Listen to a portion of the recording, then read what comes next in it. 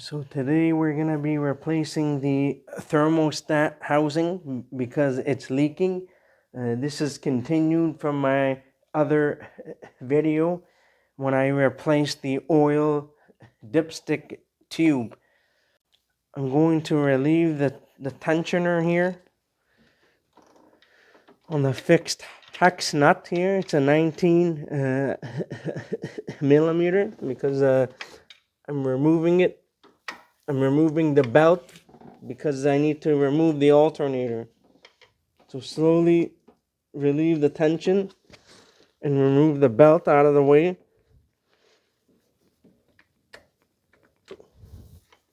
And slowly let go.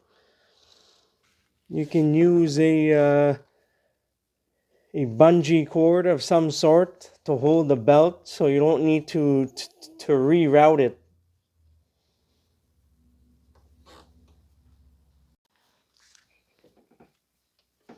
Use a bungee cord.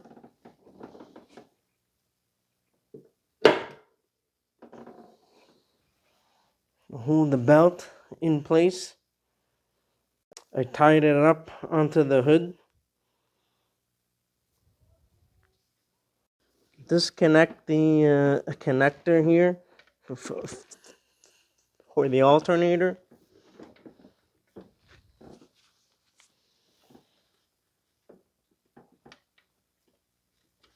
Just push on the tab here on the right side, and we're gonna remove the 10 millimeter nut on the stud here.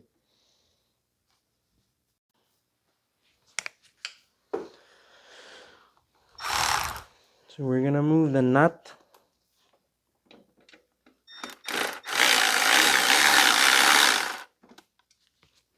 Move the cable here out of the way.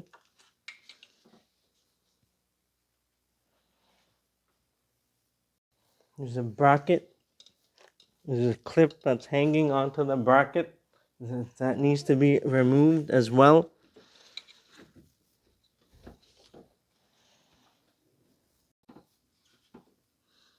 Need to remove this out of the way. You need to lift up on the clip and push out. Disconnect the connector for the oil control valve or intake actuator.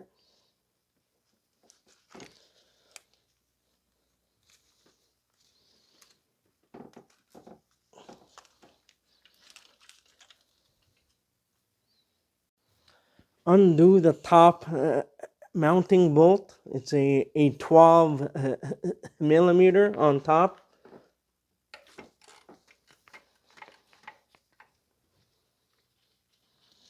And loosen it up. Now we're going to have to remove the 14 millimeter mounting bolt that's at the bottom.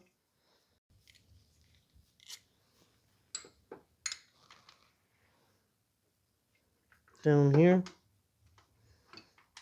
Hard for me to hold the camera and do this at the same time because I'm not able to get the camera to stay still. Loosen this up.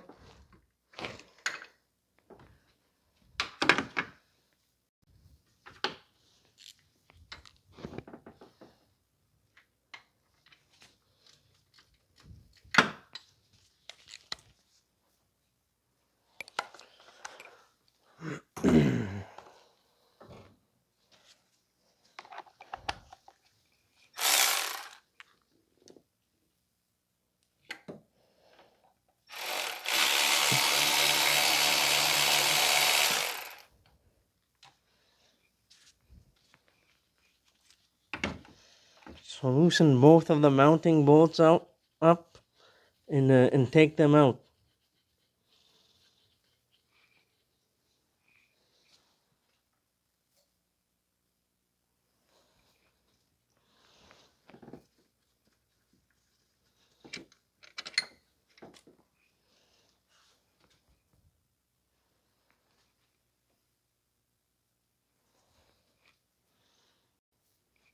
So now all you need to do is wiggle the alternator out.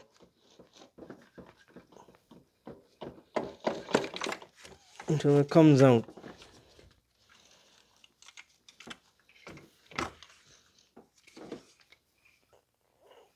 So now I have access to do the thermostat housing.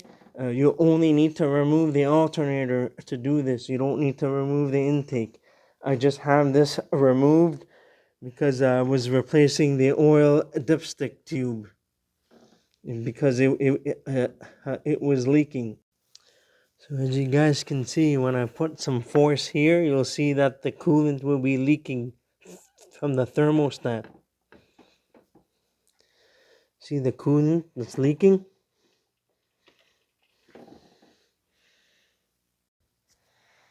So now we're going to undo the hose over here. I placed a drain pan underneath. We're just going to take an 8mm socket and a 1/4-inch ratchet just to loosen this.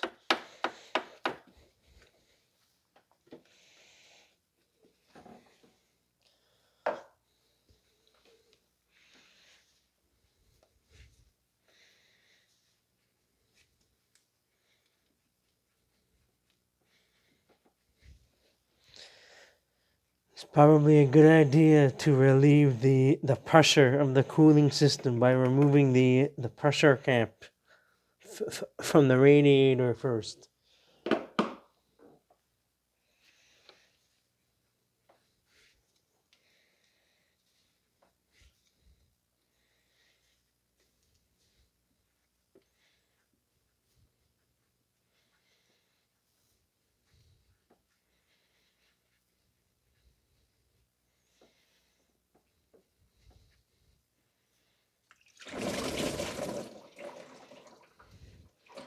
If you're not doing a cooling system service, you don't need to drain the entire system.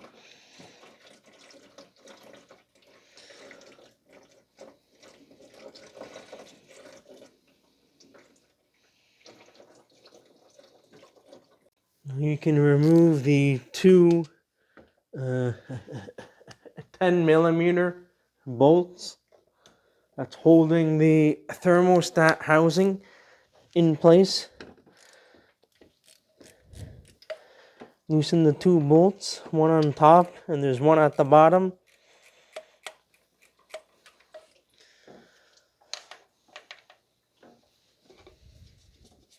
We are also going to be replacing the thermostat as well.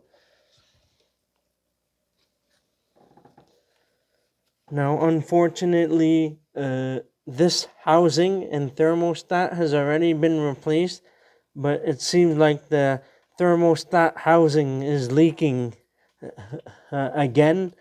I believe I did this job about 5 or 6 years ago, and so it's leaking again, so now I'm replacing it. It's a good idea to use Toyota OEM parts if you're able to. Otherwise, make sure you go with a good quality aftermarket part. So I'm going to remove the housing. It comes out. This is the housing.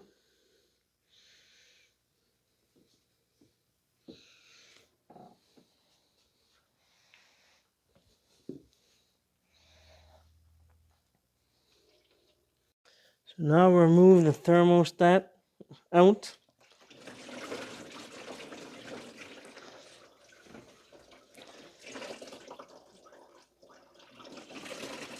I don't want it to leak too much. Do it a little bit at a time. Do note where the jiggle pin is, or the valve on top.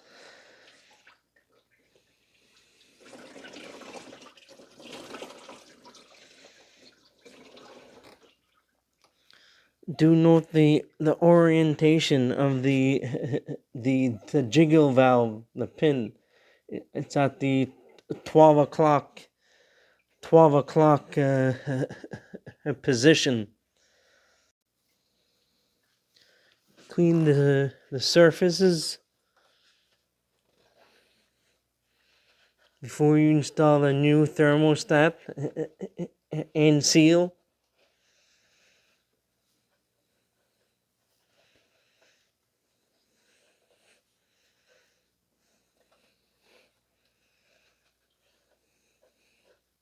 You probably want to clean down the surfaces here, just on the outer edges, with the 3M Scotch Brite.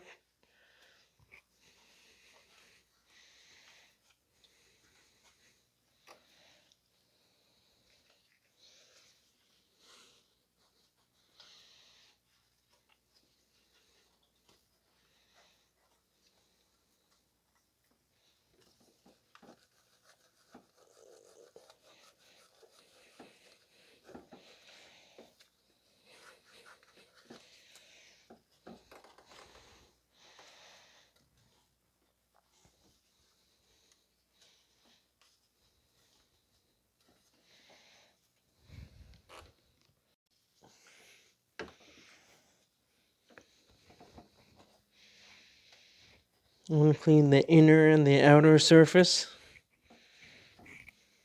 just to make sure there's no dirt. I want to make sure the surface is clean before you install the new parts.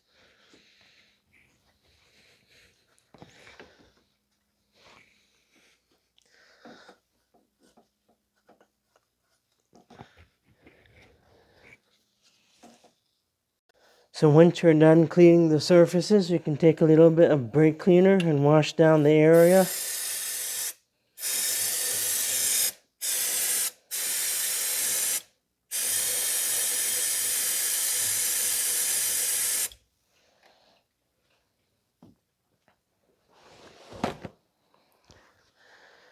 Just do a quick wipe.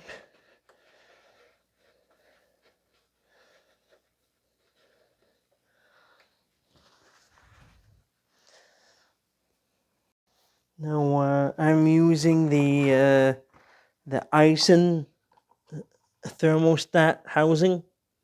This is the OEM by Toyota. I didn't get it directly from the Toyota dealership. I got it from one of my parts supplier, and I also got the seal as well because the thermostat does not include the seal. So if you look at the thermostat closely, you can see how they grinded off some stuff here because they don't want to show that it's a Toyota part, because usually it says the Toyota logo on here, so they grinded it down for some reason. I've been seeing that time and time again, especially on their water pumps. So if you buy directly from Eisen through the parts supplier, you might see this. But if you get it from Toyota, you will see the Toyota symbol, because Eisen is basically the OEM manufacturer for a majority of vehicle manufacturers like Toyota, Honda, and so forth. So now I'm just going to lubricate the seal here with a little bit of coolant.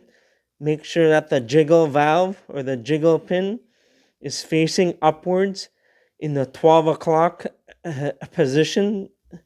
Try to position it as good as you can. In service information, it may allow you for some room for error. I think within maybe 10, 10 degrees or 20 degrees maximum, but try to position it at 12 o'clock the best you can. This will ensure that that when you're bleeding the cooling system, the air will be bled out through here. If there are any bubbles in the cooling system, the air will be able to escape from here and bleed it out. So lubricate the seal with some new coolant around the seal surfaces and install it into the block.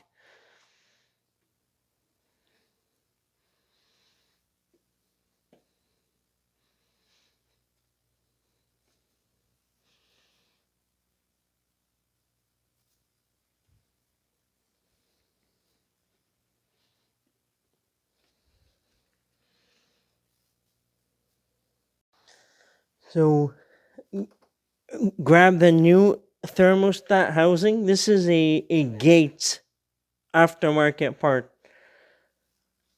So if you can get original Toyota part, then use that. So I'm using Gates here. I'm gonna install this and reinstall the nuts.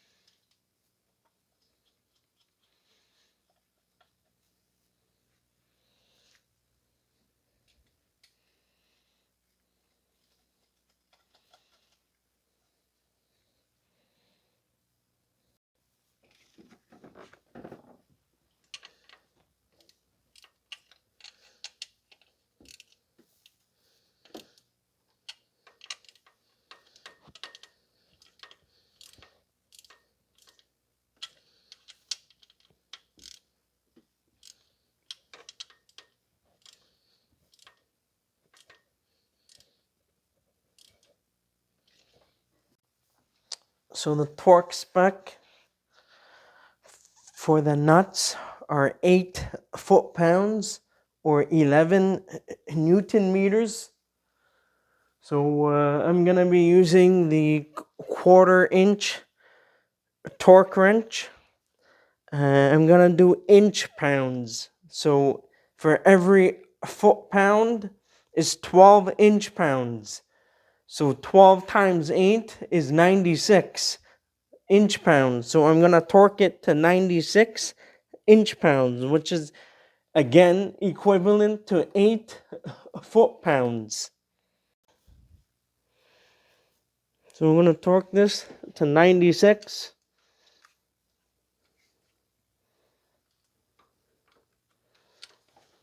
Do this evenly.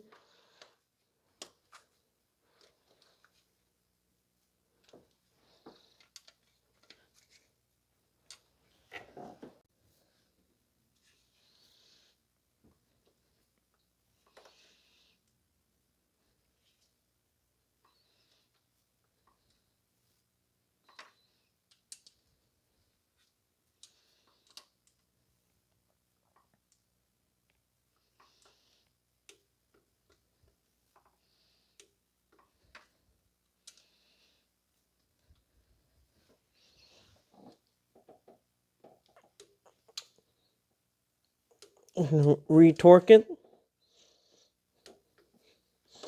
just to be sure. We're all good. Now we're going to reinstall the hose.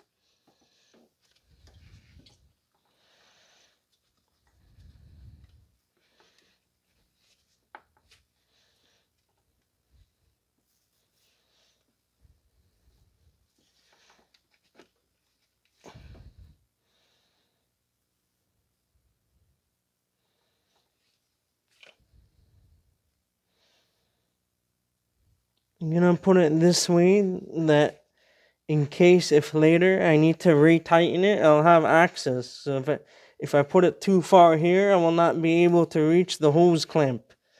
So I'll put it here so that I'm able to access it.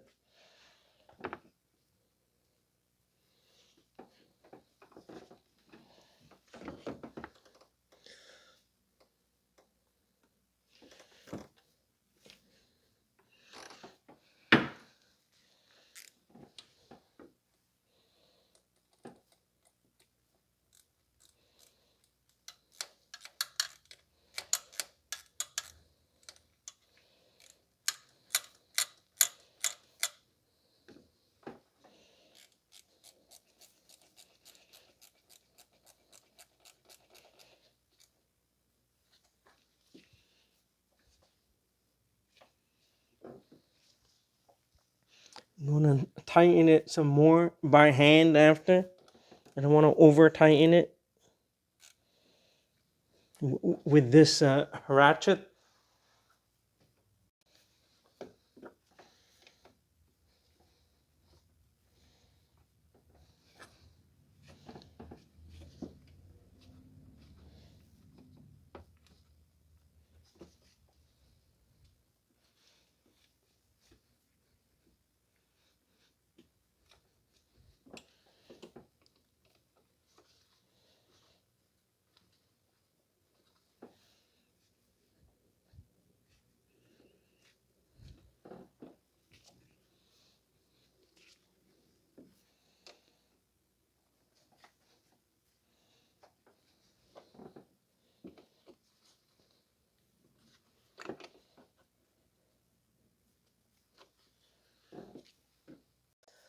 If you can use the original spring clamps or a brand new one, if you're able to, then use that, because a lot of times these worm gear clamps don't work very well because it cannot maintain the proper tension. So you have to, every once in a while, you may sometimes have to retighten it and adjust it. So that's the issue with these worm gear clamps. They don't maintain the tension over time, whereas the original clamps, they are able to maintain the tension. So if you're able to get a new one, use that. If not, then just use the worm gear clamps if you don't have an option. So everything is just the reverse of a removal. That's all you need to know for replacing the thermostat and the housing. Everything else is just, you just need to put everything back together, and you're all good to go. You just need to bleed the cooling system at the end, and then that's it. So now I'm just going to wash everything down before I put everything all back together.